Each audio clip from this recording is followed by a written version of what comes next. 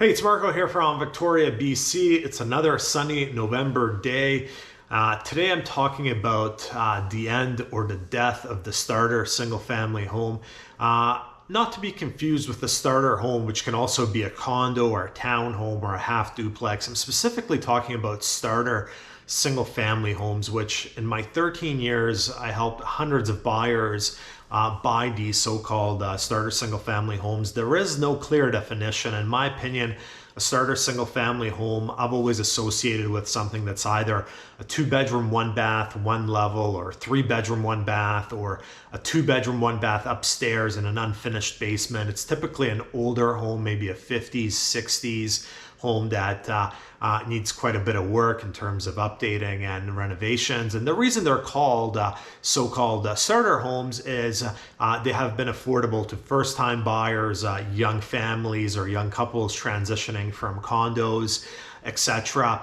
And the reason I was able to represent hundreds of buyers in the last 13 years on these so-called starter homes is because first-time buyers or young couples, they were willing to pay more for a starter home than a developer or a builder would be willing to pay for that starter home.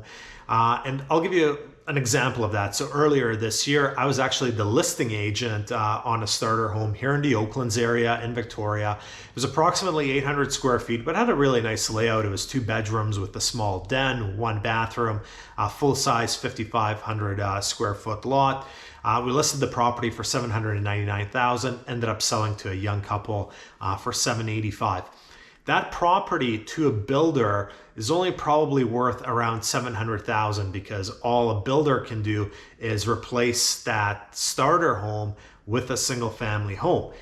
However, by the time we had put it on the market this spring, the missing middle had come to fruition in Victoria. The missing middle, if you're not aware of it, means that you can put 6 units on most lots in the city of Victoria. This lot applied to it, and we actually had a developer make an offer of $750,000 on that property, but obviously the sellers sold it for $785,000.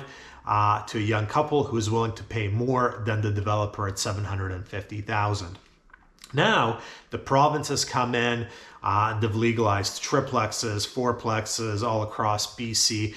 And what's going to happen coming up in the next 5 to 10, maybe 15 years is because now a builder or a developer can do a 6-plex or a 4-plex, or they can essentially do density beyond a single family home, we're going to start seeing developers and builders outbidding first-time home buyers or young couples on these starter homes. So once these 6-plexes in the city of Victoria get going, people see some of the finished products, they work out the numbers.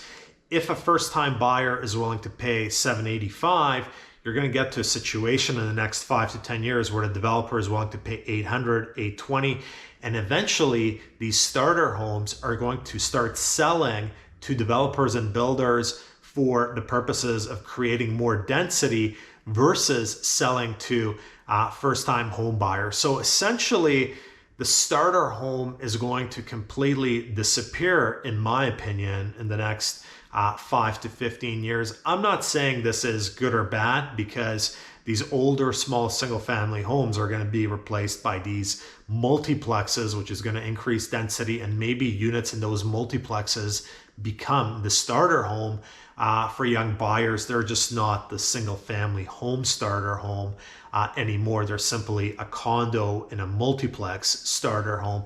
But I do believe things are going to slowly start shifting, where going forward, unlike the previous 13 years of my career, for the most part, first-time buyers, young couples were outbidding builders and developers. That's going to reverse, and builders, developers are going to start outbidding first-time buyers and young couples on these formerly known as starter homes. That's it for this week. Marco Juras from Fair Realty.